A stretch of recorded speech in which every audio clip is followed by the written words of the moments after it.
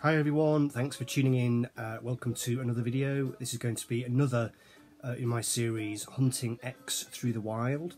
This is the series where I kind of stumble into collecting a particular artist or band because you know, you see one album and then you see another one and then you see another one and you realise that you quite like the music that you're hearing, or you like it a lot. So you continue, and so far I've done a few entries in this series now. I've done Harry Nielsen, I've done a couple of instalments of Roy Orbison, and I've done one instalment on Graham Parker. And today we're going to be looking at Randy Newman, who hopefully won't need too much introduction. An American singer-songwriter who is, I was going to say, chiefly known for, certainly the bulk of the music he's done over the years has been movie soundtracks. You know, he's done some really big blockbuster soundtracks for Disney and so on. I don't actually own any of his soundtrack music. I'm mainly a fan of his actual, you know, proper albums that he records as a singer-songwriter. And when I was researching this video, actually, I was surprised at how few albums he actually made. I mean, this is the list here. So we have, from 1968, Randy Newman, 12 songs from 1970, Sail Away in 1972, and then the first record I have here for you is from 1974, and that is The Good Old Boys. And I've had this album in my collection for many years, and I'll tell you how I came by it. I didn't know anything about Randy Newman at all, and I was reading some kind of interview in a music magazine, and it was with David Byrne, and it was a thing where they were asking him to name his, you know, favourite album of all time, his favourite artist of all time. I think it was Q magazine here in the UK used to do, in fact, I mean, they might still do it, where they interview somebody every month and, you know, ask them what their favourites are.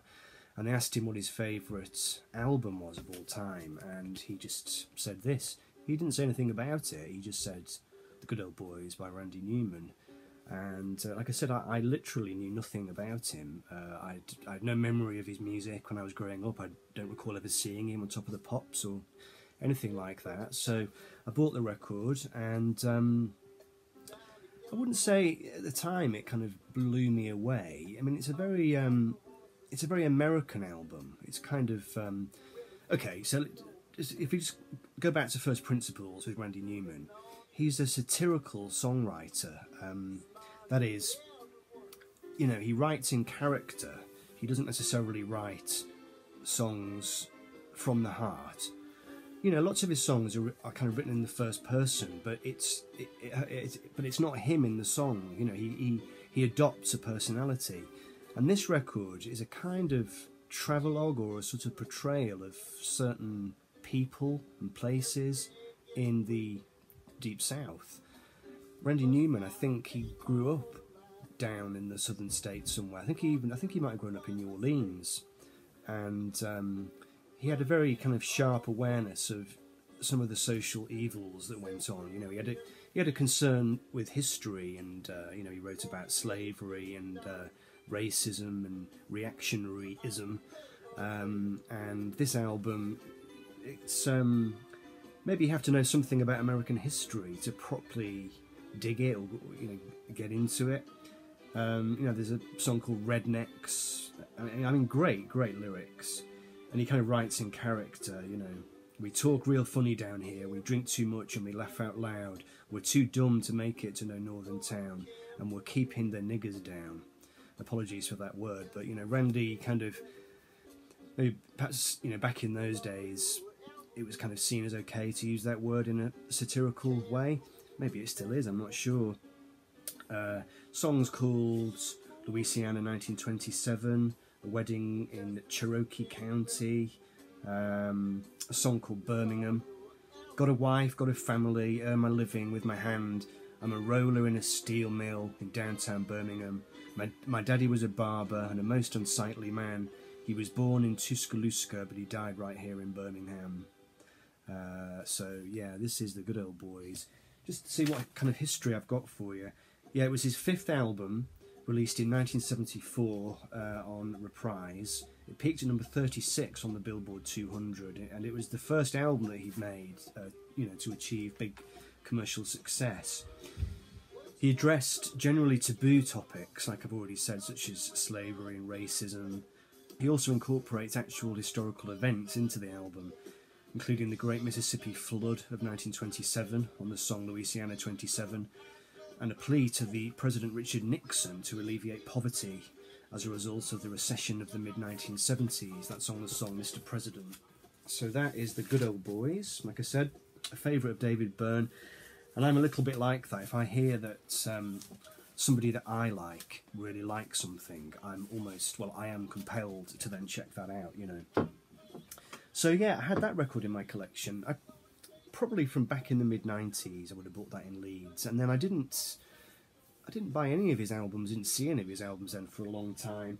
I ended up buying this one on CD, and many years later, this is Little Criminals, and I absolutely fell in love with this album.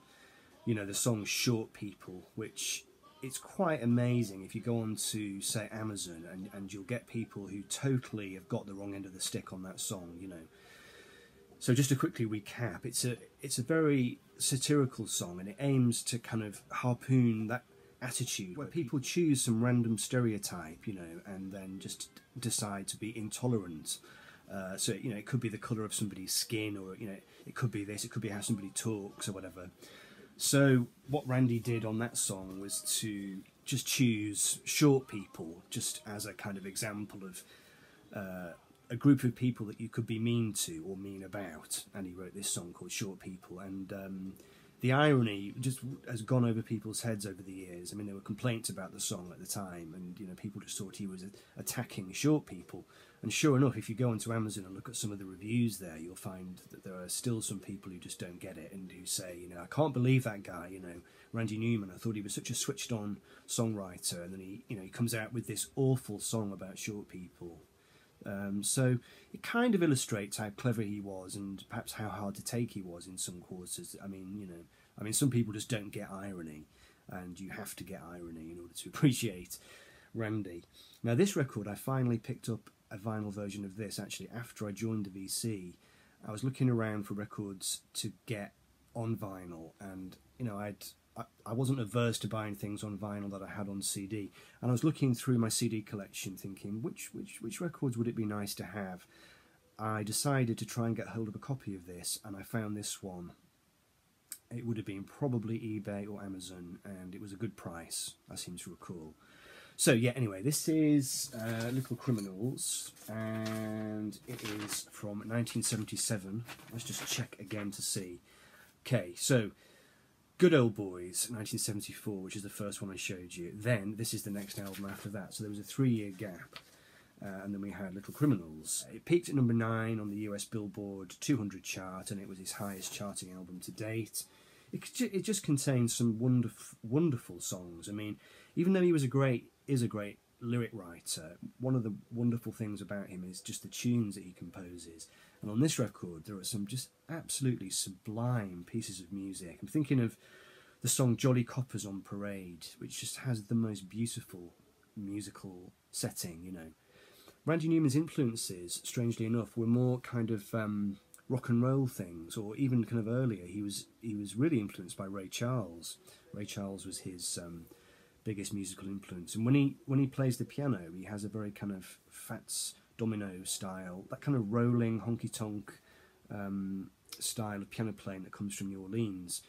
Because he comes from a very musical family, his grandparents, I think, and maybe one of his uncles had been film composers. He came from a family of film composers, and he was a composer. He was a proper composer of music, and he wrote wonderful music, and I think that's why he ended up being a film composer, because you have to know what you're doing if you're going to score big movies. So yeah, so you get wonderful lyrics, but you also get wonderful music, and this record contains possibly my favourite song by him, which is Baltimore, which I just discovered recently was covered, wonderful version by Nina Simone, and it's just one of those kind of very dark, 1970s kind of urban songs. It has a kind of R&B vibe to it. I think all his music does, but it's also very symphonic. And you know, he would arrange all his albums as well. It wasn't just that he wrote the songs, and he didn't produce. Actually, this album is produced by Lenny Waronker, who was a friend of his, and Russ Teitelman as well, who were kind of big honchos, you know, kind of 1970s production from Warner's. But he did do his, you know, all his own string arrangements and so on. So yeah, really fantastic album, that Little Criminals. And then I must confess, I hardly ever see his records in the wild, but I did pick up this next one. I picked this up, I think, last year, and I did actually show it at the time.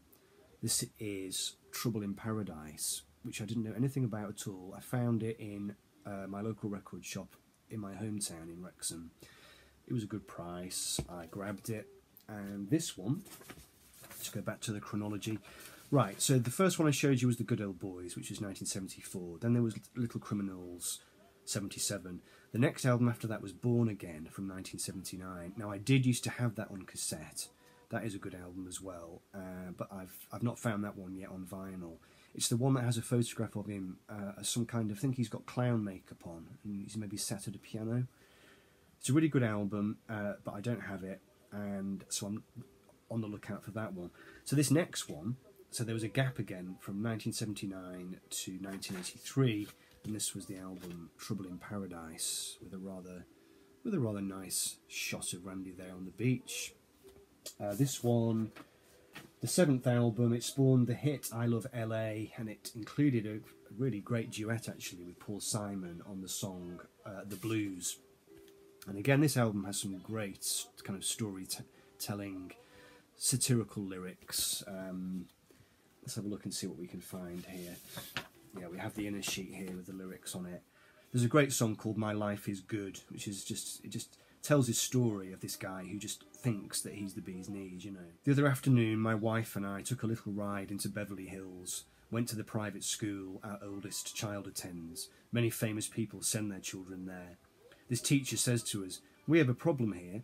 This child just will not do a thing I tell him to, and he's such a big old thing he hurts the other children. All the games they play, he plays so rough." "Hold it, teacher, wait a minute. Maybe my ears are clogged or something. Maybe I'm not understanding the English language. Dear, you don't seem to realise. My life is good. My life is good. My life is good, you old bag. My life, my life." He's definitely got his own approach to songwriting. I mean, you don't get much sense of what the song is like from hearing those lyrics off the page, but you know, he always manages to come up with a great set of lyrics. I don't know how he actually writes his songs, whether he comes up with the words first and then he tries to put them to music. I don't know, because they seem so kind of organic, you know.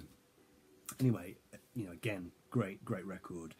So that's the last one I have so far. So just going back to the list for a moment, we have 11 albums, including the most recent one, which is Dark Matter in 2017. So I've got 3 out of the 11. So we shall see. Oh, I do have one more, which is not actually a Newman album. I also have this as well, which is another great album. This is one of the Nielsen albums, and this is Nielsen Sings Newman. I think Jeff showed this recently. So this is an album of Randy Newman songs sung by Harry Nielsen. Vine Street, Love Story, Yellow Man, Caroline, Cowboy, The Beehive State, I'll Be Home, which is on Little Criminals, Living Without You, Dayton, Ohio, 1903, which is also on one of these albums, and So Long, Dad, and this was 1970. I mean, loads and loads of people, you know, sang his songs. Just got a list here of people: Gene Pitney, Jerry Butler, the old soul singer, Petula Clark, Dusty Springfield, Jackie DeShannon, the OJs, Irma Thomas. It's quite interesting to see how many people from the soul idiom, you know, recorded his songs. Even though he was a white guy, the music he wrote was quite kind of black, strangely enough. So anyway, so that's the Newman collection so far. Hopefully at some point there'll be a second instalment if I find any more. Yeah, that's it for the meantime. I'll see you soon. Take care, folks. Bye-bye.